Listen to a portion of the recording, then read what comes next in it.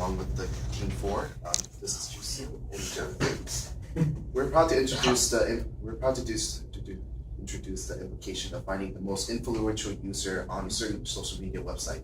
Today we're going to be demonstrating something called Twitter, which I'm sure most of you are pretty well recognized with. Okay, so let's get a move on. Now, Twitter is basically like a news channel for like specific topics, like say you're into sports. Oh, sports teams, yay! Falcons won. I'm probably sure that's not a football team, but sure. It's basically like a newscast of what of times of like certain updates have come up, like say like an event is going on, or like certain celebrities respond to questions their fan has replied to on the comment sections. Now, for this, we have to decide, for the main problem, we have to decide to look for the most influential users, and that can cause an issue sometimes because when you're looking for the most influential, you're probably thinking of the person, this guy got most likes, this one got most retweeted, but that's not actually the chance. What we're specifically looking for is actually the person with the most interactions with other users. Like, I don't know, the most users probably like a picture of an egg, like last presentation did. So what we did to overlook this program is to use networks with the ending of the X to solve our solution with this. By using nodes and edges, we can use the connections. We can use the nodes to represent all the users as has been seen and introduced, and those edge nodes can also represent edges, which we can find with the most edges. We can find which nodes can carry the most influential users. Jisu?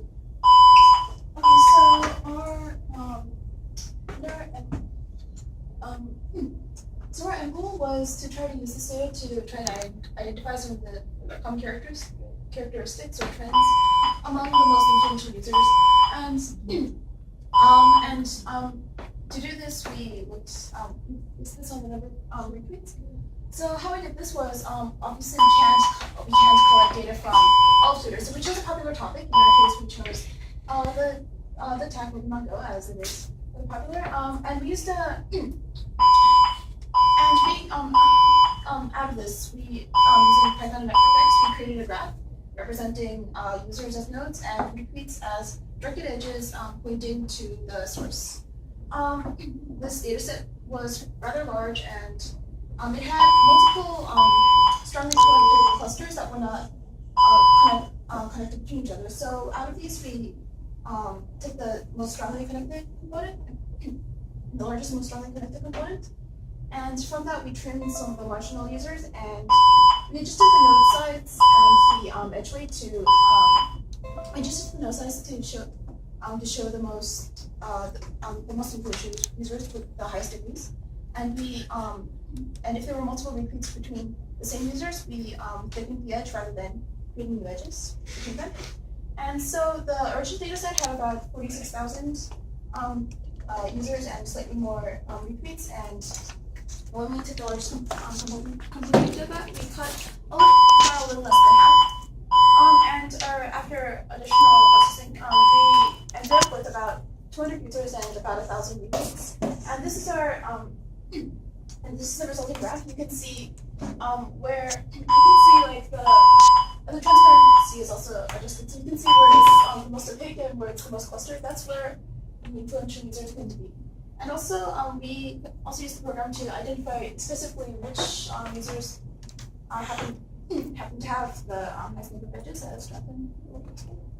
So, the highest number of retweets, also known as edges, were from Niantic Labs, which is a developer of Pokemon Go, so that's not surprising.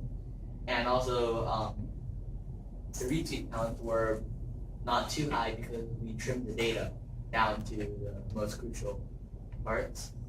And the influence,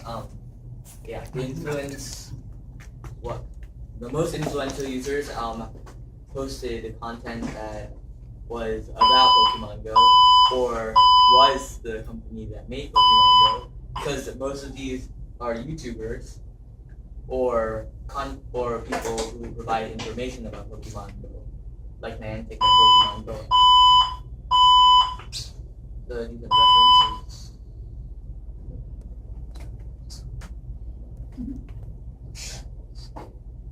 This slide? What happened to that? That's it. That's it. That's it. Okay.